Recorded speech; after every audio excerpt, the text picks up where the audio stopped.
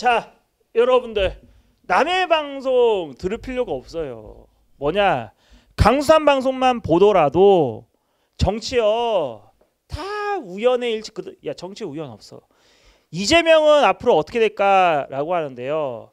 처음에 10월 퇴진설 있죠. 12월 퇴진설. 10월 퇴진설이라는 건 지금 10월 달이죠. 추석이고 어제가 10월 1일, 오늘은 10월 2일. 이재명이 감옥 들어가면은 퇴진설이 그거예요. 사퇴를 한다. 감옥 들어갔으니까. 근데 들어갈 때나 안 들어갈 때나 뭐 별거 차이가 없죠. 민주당에서는.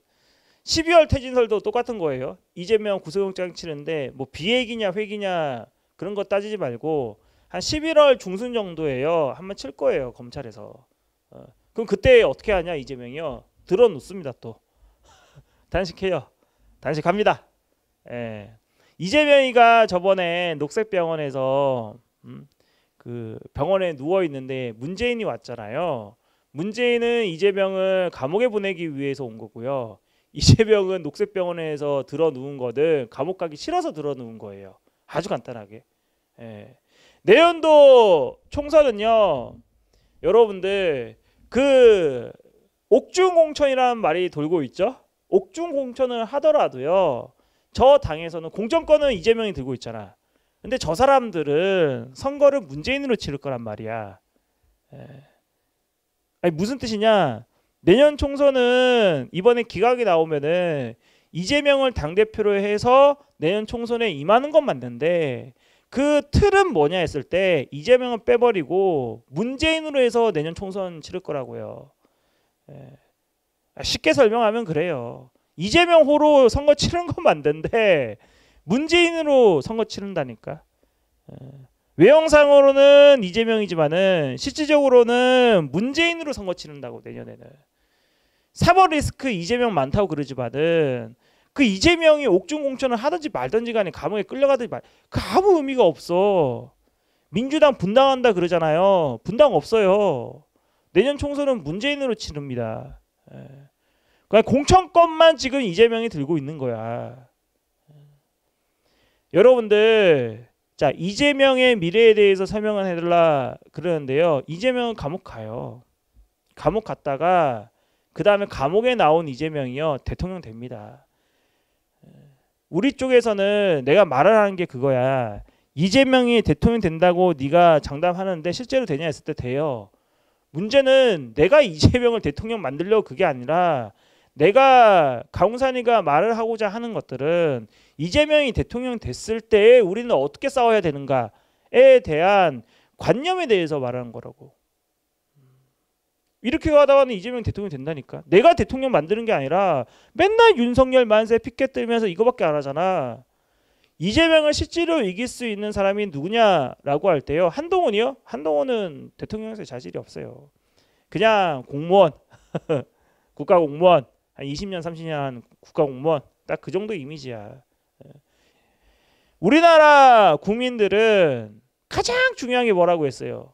대한민국 대통령은 직접 내 손으로 뽑는다 이 뜻이죠.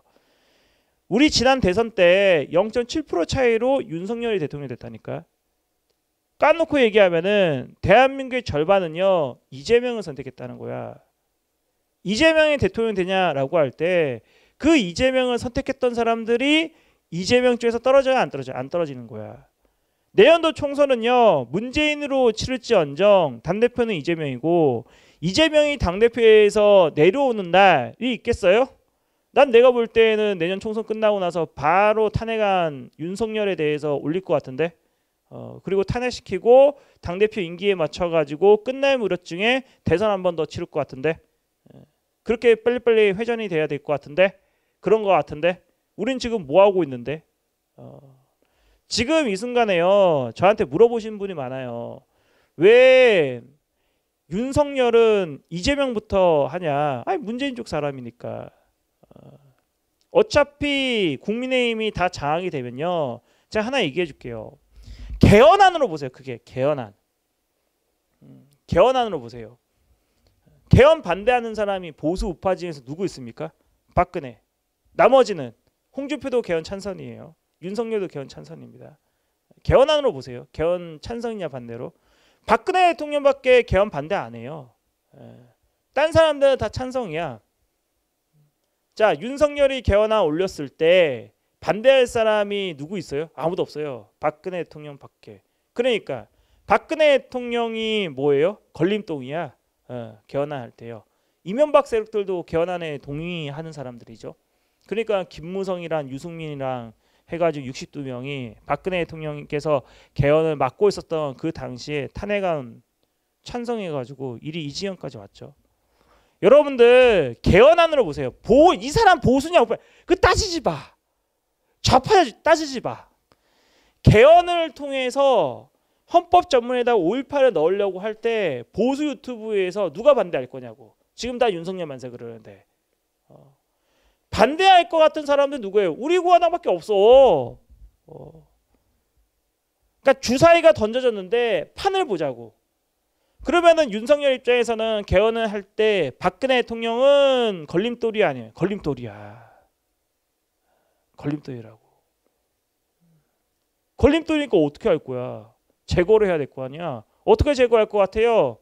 국회의원에서 자리 안 주는 걸로 끝내버립니다. 그래서 내년도 총선 때 박근혜 대통령 지역구에요. 박근혜 대통령 뭐 달성과 달성인가 있으시잖아요. 그 대구 막 여러 군데 있죠. 거기다가 뭘 하냐라고 할 때 박근혜 대통령 최순실과의 국정농단 사건을 전두지휘했던 혹은 그와 관련성 있는 검사들 아니면 그 관련성 있는 검사들의 후배 검사들을 박근혜 대통령 지역구에다가 뽐쳐 넣는 거라고. 그럼 그 사람들 뽑을 거예요? 그 싸움이야. 그게 만약에 먹힌다고 하면은 사람들 어떻게 할 거예요? 이제 개헌안 본격적으로 올릴 겁니다. 박근혜 대통령 힘이 없어요. 제거했잖아. 개헌에 찬성하냐 반대하냐 이거 가지고 보수 유튜브한테 물어보세요. 그게 맞다니까. 지금 이 순간에요. 이재명의 미래는 어떻게 되냐라고 할 때 이재명이 사라져도요. 개헌안 올렸을 때는 아무 문제 없어. 왜? 문재인이 있기 때문에. 당권을 문재인이 짚고 있는 거야. 정권은 윤석열한테, 당권은 문재인한테. 딱 그 상태야. 그리고 나서 들어간다고. 이랬을 때 우리는 뭘 해야 되냐? 박근혜 대통령 쪽에 있어야 되는 거예요. 그런데 이제 큰 유튜버들은 다 윤석열 만세하잖아. 으싸 윤석열 이러고 있잖아. 윤석열 만세하면서 박근혜 좋아요 이거는 이제 성립이 안 돼요. 왜? 박근혜 대통령께서도 정치적인 뭔가 명예회복을 하려면은 국회의원이 있어야 될 건데 그 국회의원 중에서도 국민의힘이 박근혜 대통령 지역구라 생각할 수 있는 곳에서 후보를 내버린다니까. 그것도 국정농단에 관여되어 있는 검사 출신들을 국민의힘 간판 달고 딱 나오세요. 그거 찍을 거야 말 거예요. 그 싸움이야. 우리 쪽은 그래. 박근혜냐 윤석열이냐. 끝나고 나서 윤석열이 탄핵을 당하더라도 개헌안 올라갑니다. 그럼 윤석열이 탄핵 안 당하려면 뭐 해야 돼요? 지금의 집권 여당이 저 거대 야당한테 뭐 해야 되는 겁니까? 그럼 원포인트 개헌하자. 그렇게 제안해서 3년 동안의 임기를 채워야 될 거죠. 그러면 윤석열은 마지막 비장의 카드가 하나 있어. 개헌할 때 통과시키자. 요거. 내년 총선에서 지든 말든지 상관없는 거야 윤석열은. 자기 대통령 잘해먹자. 왜? 눈앞에서 박근혜 어떻게 탄핵되는지 봤기 때문에. 내년에요. 저기 민주당 몇 석 나오냐라고 했을 때 전 160석이라고 얘기했거든요. 오늘부로 좀 고치겠습니다. 내년도 총선에서 민주당 170석 나옵니다. 10석 더 늘려서 170석으로 하겠습니다. 압도적으로 이기고요.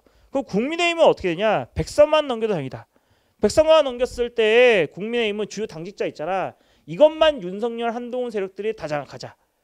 나머지 꼴이 있죠. 꼴이 있는 뭐 이거 국회의원 될까 말까 이런 사람들은 니네들 알아서 살아남고 중요한 거는 100석만 나오더라도 중요 당직자 같은 것들은 우리가 다 차지하겠다. 딱 그 마인드로 가고 있습니다.